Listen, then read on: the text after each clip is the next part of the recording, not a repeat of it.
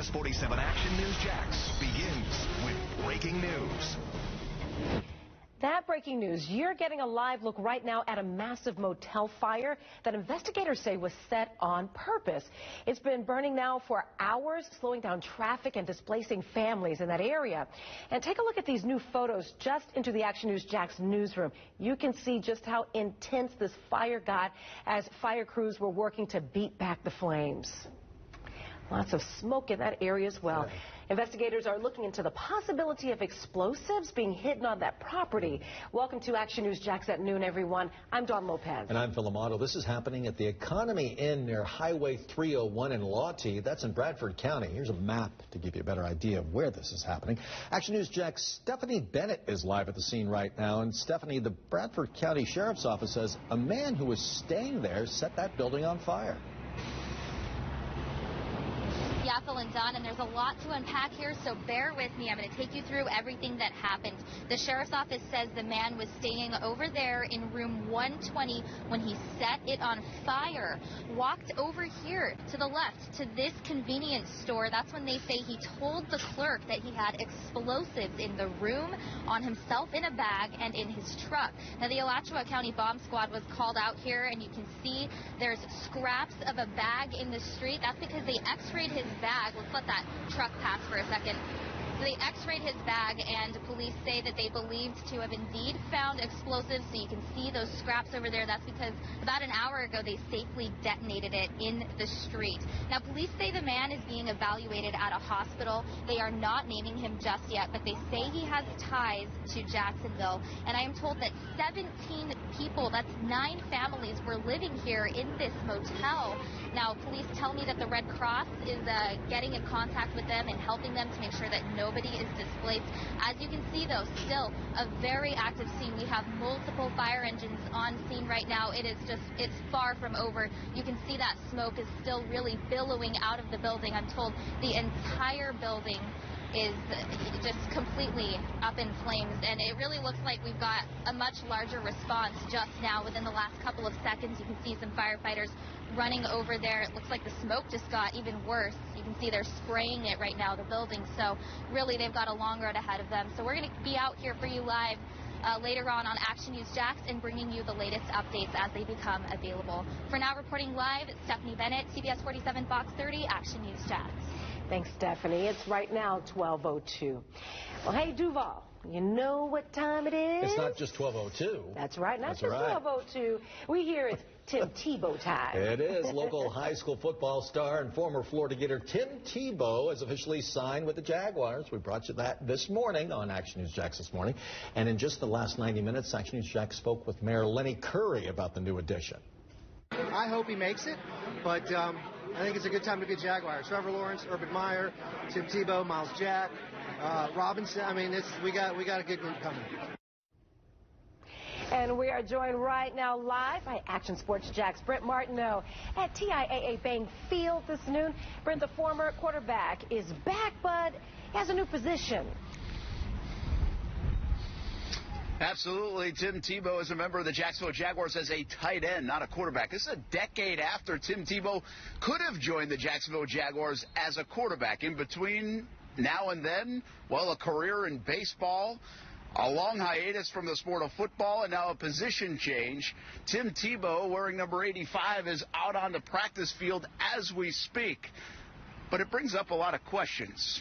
Can he make the roster, the 90-man roster right now? Sure, there's a spot for Tebow. Can he make the 53-man roster and make this football team, of course, in September?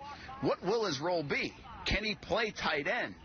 What will it be in the locker room, a distraction or a welcomed addition?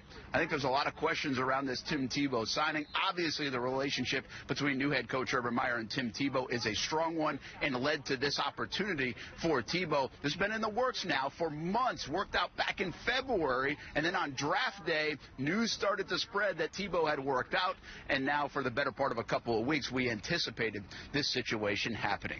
Think about this right now from a marketing standpoint, because everybody's talking about it around the country, inside the sport of football and outside the sport of football. The Jaguars now have Urban Meyer, Trevor Lawrence, Gardner Minshew, and Tim Tebow on their roster.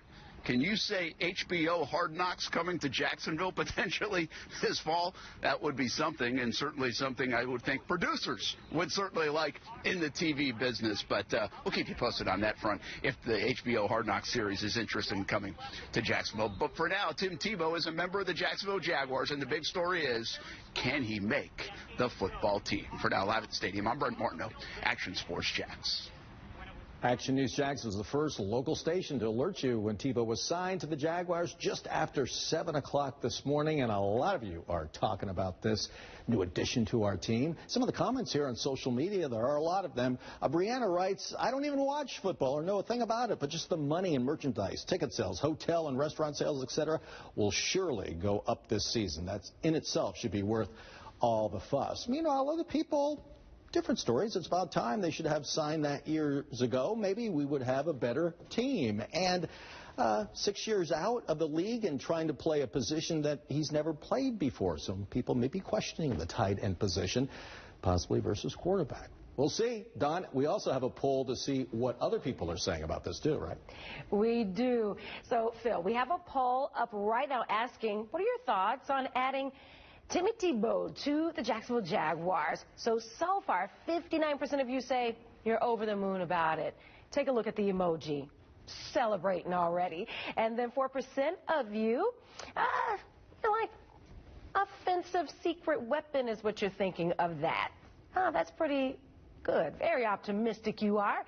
31% of you say, meh, no difference at all. You can go vote. Send us some of your favorite pictures, too, that you have of Tim Tebow. Maybe you've taken some with him. Go to actionnewsjax.com, add your pictures there, and also go vote on our website, too. You bet. In just 90 minutes, the local teen accused of stabbing his classmate to death will face a judge. A judge is expected to discuss if Aiden Fucci's parents can afford their own lawyer. Action News Jax first reported this week that they filed for new representation. Today's hearing comes just days after Tristan Bailey's celebration of life ceremony. The 13-year-old was found murdered on Mother's Day. The state attorney's office is expected to make a decision on whether or not to charge Fucci as an adult within the next few days. There's a major move happening in the River City.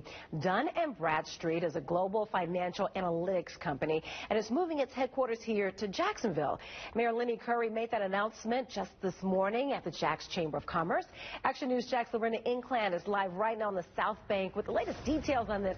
Lorena, the company says they'll create 500 jobs for the River City. And, John, these are well-paying jobs. On average, the salary for these jobs will be $77,000. Where the new headquarters will go in Jacksonville, that is still up in the air. The CEO of Dun & Bradstreet tells me that they are still doing site visits on that. Now, Mayor Curry made the announcement, that big announcement, in a room full of city council people, other city leaders, business leaders as well. Dun & Bradstreet is a 180-year-old company, and it's currently based in the Northeast. Its CEO is the same CEO as Black Knight, which already has its headquarters here in Jacksonville. Here's what the CEO, Anthony Jabbour, said when I asked him if the employees he's looking for will come from Jacksonville. We're going to relocate a lot of people from other locations here, right? But some of the executives from the existing corporate headquarters will move here. But our plan is to really hire here, to hit the 500 by growing here and having, lots of opportunities for that.